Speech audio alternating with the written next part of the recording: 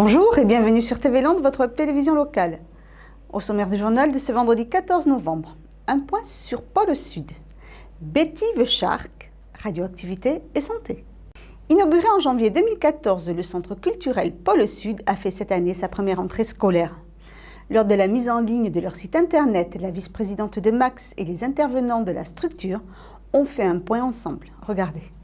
Après plusieurs mois d'existence, Pôle Sud continue d'évoluer. On a travaillé donc avec les partenaires, surtout le premier trimestre 2014, sur nos publics et sur l'offre qu'on pouvait offrir aux gens du territoire. Donc ces personnes étant les familles d'une part, les jeunes, les amateurs qui pratiquent et qui ont là à disposition des studios de répétition, et puis aussi les enseignants, les animateurs qui travaillent dans ce domaine-là et qui ont besoin d'informations. Et c'est aussi un lieu de ressources. Ce week-end, des conférences et des spectacles pour les familles étaient proposés. Les trois partenaires, LMA, le Conservatoire et le Centre de musique ruraux, souhaitent créer une structure soudée. C'est toute la magie du lieu. Alors c'est une magie, mais c'est un travail quotidien. L'objectif avec tous les partenaires, que ce soit un lieu ouvert, que ce soit un lieu où on puisse venir découvrir, pratiquer. Et ce qui était très important, c'est ce travail-là pendant 6 mois avec ses partenaires. Ce n'est pas que le partage d'un lieu, c'est aussi le partage de pratiques, d'échanges qui fait travailler ensemble le conservatoire et les centres musicaux ruraux. La semaine dernière, les centres musicaux ruraux ont travaillé avec LMA main dans la main dans le cadre des journées électriques. Donc c'était la 4e session, mais la première à Pôle Sud. Donc voilà, encore un public, les jeunes, plutôt ce week-end les familles. On a des jeunes groupes qui vont se produire là, un jeune groupe dans le cadre des pôles sessions qui ont lieu chaque mois. Donc là aussi, on est en phase, ce sont des amateurs, mais aussi qui sont dans la phase de professionnalisation, donc ils sont accompagnés par LMA et à qui on offre la possibilité de se produire. Le site, désormais en ligne, permettra de faire connaître au public l'étendue de ce centre culturel, des salles de répétition, aux conférences ou aux représentations.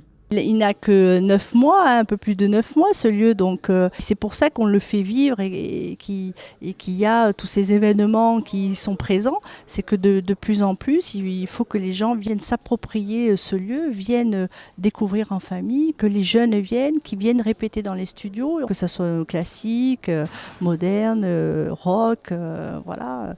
Et pour connaître les événements passés ou à venir, rendez-vous sur le site internet de Pôle Sud. Comme tous les premiers jeudis du mois, Pôle Sud met un coup de projecteur sur les artistes locaux. Il s'est posé cette fois-ci sur Betty the Shark, le groupe de la surfeuse Liane Curren. 2 fois championne de France et d'Europe, la surfeuse Liane Curren nous faisait découvrir sa 2e passion lors d'un concert de Betty the Shark à Pôle Sud.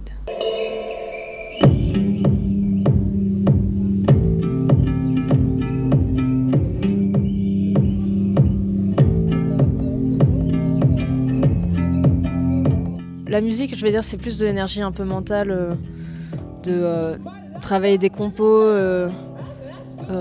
Faut être patient de travailler. En fait, on est 4 d'habitude dans le groupe et voilà, qu'on soit tous au même, que ça sonne bien ensemble. En fait, tout le monde doit apprendre et puis c'est super intéressant et j'apprends tous les jours. Le surf, c'est très, c'est un sport un peu solitaire quand on est dans l'eau, on est tout seul avec sa planche et c'est bien de travailler en équipe, moi j'aime bien. Une équipe qui s'est créée au collège et qui n'a jamais perdu contact. Lui il devait avoir 13 ans et moi 15 et depuis en fait on a continué de jouer assez régulièrement et depuis 2011 on fait vraiment des compos un peu plus... on travaille un peu plus dessus et on a sorti notre premier album cette année.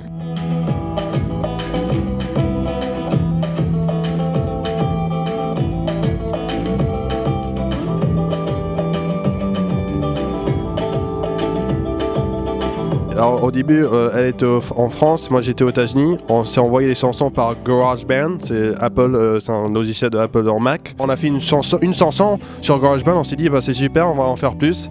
Et donc on a fini avec une quinzaine de démos et avec Quicksilver on a eu la chance d'enregistrer au studio à Saint-Jean gratuitement et donc c'est pour ça que je lui ai dit Philippe, on va enregistrer dans un studio. Sur l'album, on a 13 chansons et il y a une chanson sur notre SoundCloud qui est une chanson bonus en fait, qu'on peut télécharger gratuitement. C'était très impressionnant pour moi de GarageBand, direct au studio et direct au concert même. On s'est rendu compte qu'il faut être plus précis, très préparé, mais ouais, on a appris beaucoup et puis on est fiers de cet album qu'on a sorti en mai, Shepherd of the Moon ça s'appelle. Voilà.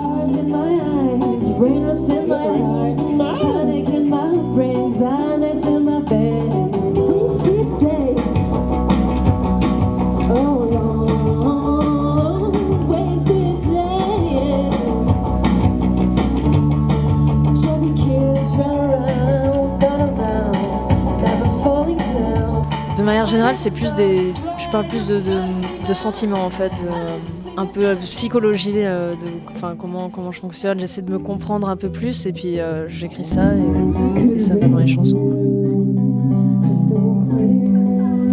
D'habitude 4 sur scène, le showcase en duo offrait tout de même une version rythmée de Betty the Shark. Ce soir, on va faire un petit mélange de chansons de l'album et de nouvelles. Un petit peu changé du coup, comme on n'est que deux, et avec une batterie électronique.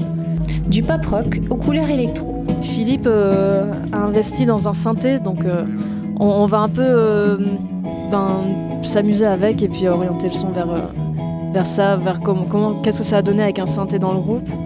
Et ça va être bien parce que toutes nos premières compos, en fait, comme on enregistrait sur l'ordi, il y avait pas mal de sons électroniques aussi, donc ça va nous permettre de venir vraiment au son de Betty the Shark.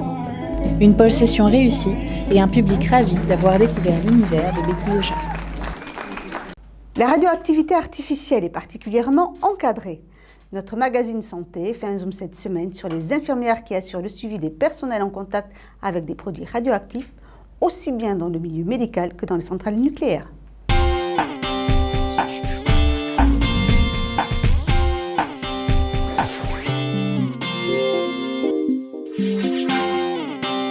En médecine, la première source de radioactivité artificielle concerne les rayons X qui sont employés pour le radiodiagnostic.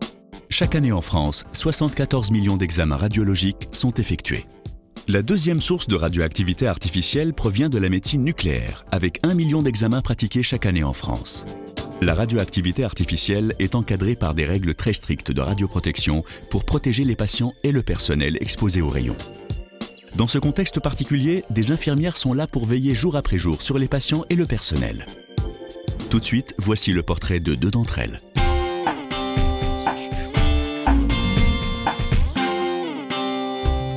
Anna Duarte est infirmière au service de médecine nucléaire de Gustave Roussy, premier centre européen de lutte contre le cancer. Dans cet environnement forcément inhabituel pour les patients et leur entourage, elle est là pour les accompagner et les informer sur la prise de produits radioactifs à des fins diagnostiques ou thérapeutiques. Zoom sur un métier au cœur de la santé. Ce que je fais, c'est que j'anticipe, je vois les patients avant leur traitement, après une consultation avec le médecin. Je les vois pour un traitement d'iode 131. Je leur explique comment ça se passe, je leur montre le service. Donc j'ai une mission en fait d'infirmière de coordination, d'infirmière de consultation. Je leur explique le déroulement du traitement. Je leur dis combien de temps ils vont rester en isolement, comment ça se passe pour le linge, l'organisation, etc.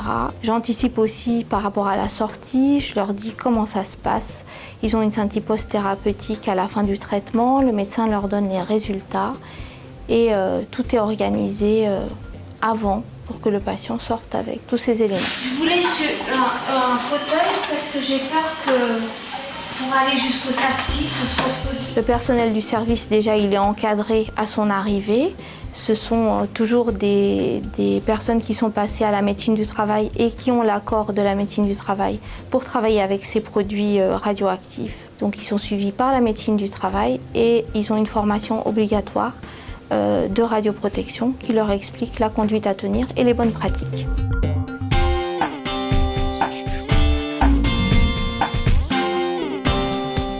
Travailler en zone nucléaire nécessite une surveillance médicale spécifique. Ce suivi réglementaire des salariés est assuré par le médecin du travail de la centrale et son équipe. Christine Praca est infirmière sur le site de Dampierre-en-Burly et nous l'avons suivie dans son quotidien trépidant. Tout de suite, portrait d'une infirmière pas comme les autres. Le suivi médical des travailleurs d'une centrale nucléaire consiste à surveiller d'une part leur santé au sens des risques auxquels ils sont exposés. Les rayonnements ionisants en font partie. Nous effectuons donc différents examens complémentaires, audiométrie, spirométrie, électrocardiogramme, contrôle de la vue, et des examens plus spécifiques du type anthropogammamétrie, surveillance de la contamination interne.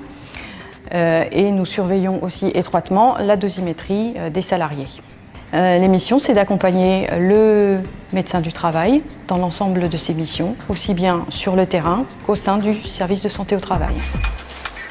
Sur le terrain, l'infirmier intervient sur les mesures d'ambiance, ambiance thermique, ambiance lumineuse, ambiance sonore, en réalisant différentes mesures, en les analysant et en proposant des conditions d'intervention qui préservent la santé des salariés. Nous intervenons directement sur le chantier. Nous avons la même formation en termes de sécurité et de radioprotection que les salariés qui interviennent sur l'installation. Alors, mes interlocuteurs au sein du service médical sont principalement les médecins du travail, mes collègues infirmiers et infirmières, les assistantes. À l'extérieur du service, ce sont les ingénieurs sécurité et radioprotection, des chargés d'affaires, des préparateurs de chantier, les chefs d'arrêt de tranche. Tous ces gens-là peuvent faire appel à nous pour des conseils de santé et de prévention. Oh, ça a l'air d'être par ici. Mon rôle d'infirmière sur le site de la centrale nucléaire, c'est d'accompagner les salariés dans leur quotidien à travers la prévention, les soins si besoin, leur suivi médical, en fait tout ce qui me passionne. Et bien tout ça, ça a l'air d'être parfait.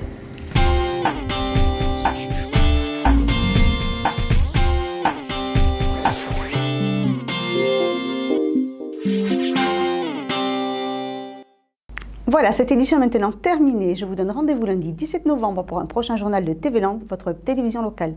Je vous souhaite en attendant de passer un excellent week-end.